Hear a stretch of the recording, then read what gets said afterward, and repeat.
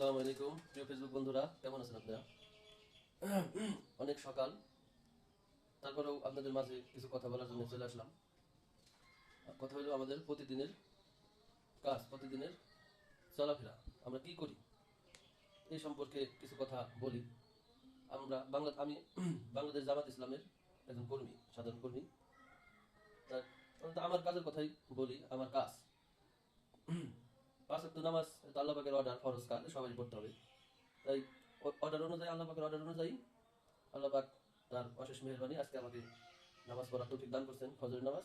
তো ফজরের নামাজ পড়ে ফজরের নামাজ পড়ে আমরা প্রতিদিন নামাজ পড়ে আমরা একটা কোরআনের ক্লাসে আসি।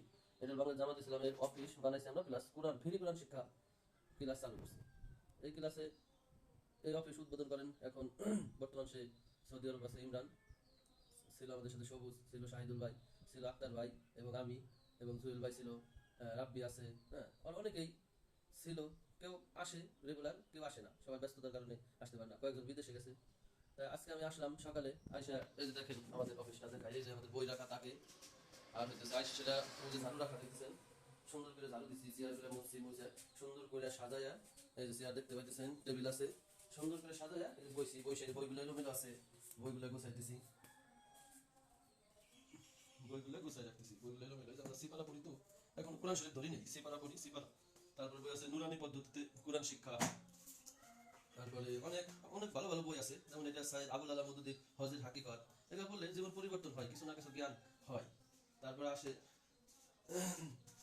তারপরে লিফলেট আছে জামাত ইসলামের, যে দাওয়াতি কাজ করি আমরা, এগুলো এগুলো বই এলোমেলো রয়েছে তো একটু গোছায় আছে। তো নির্বাচিত হাদিস আছে, অনেক সুন্দর সুন্দর হাদিস আছে, অনেক ভালো ভালো বই আছে এখানে। এই যেমন প্যাড আছে, আমরা এগুলো হিসাব কিতাব লিখি, কে কয়জন প্রতিদিন আসলো, এগুলা।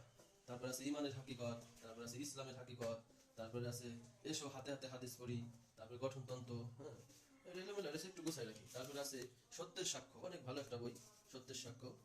তারপরে আছে হচ্ছে তারপরে আছে তাফিমুল কোরআন, এটা সোরা আছে, সোরার অর্থ সহকারে আছে, আমরা এটা পড়ি, পড়ে আল্লাহ পাক কি বলছে বোঝার চেষ্টা করি। তো অত শিক্ষিত না, অত না, এটা জাস্ট পড়ি না, বোঝার চেষ্টা করি আল্লাহ পাক কি কইছে।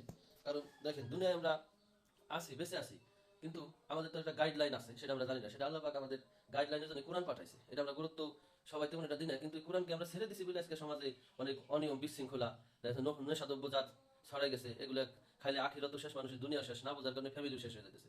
তা মানুষ বুঝে না, এই কারণে যেমন ধ্বংস, সমাজ ব্যবস্থা, অন্যায় অনিয়ম সব জায়গায় চলতেছে। আসলে এরকম কোরআনের দ্বারা যদি আমরা জীবনকে চালাইতে পারতাম, তাহলে অনেকটাই অন্যায় অনিয়ম আমাদের দূর করা যেত। আমরা কোরআন থেকে দূরে সরে আসি বলে আমরা বুঝি না আমাদের জীবন কেমনে চালাবো। এই কারণে ইহুদি নাসারা যেভাবে চালায়, হ্যাঁ, দেখা গেছে অনিয়ম, নামাজ কালাম করি না, তারপরে নবী রাসূল যেভাবে জীবনযাপন করছে, যে অর্ডার দিছে সেটা মানি না, এগুলো চুরি দেখে আজকে আমাদের সমাজের এই অবস্থা।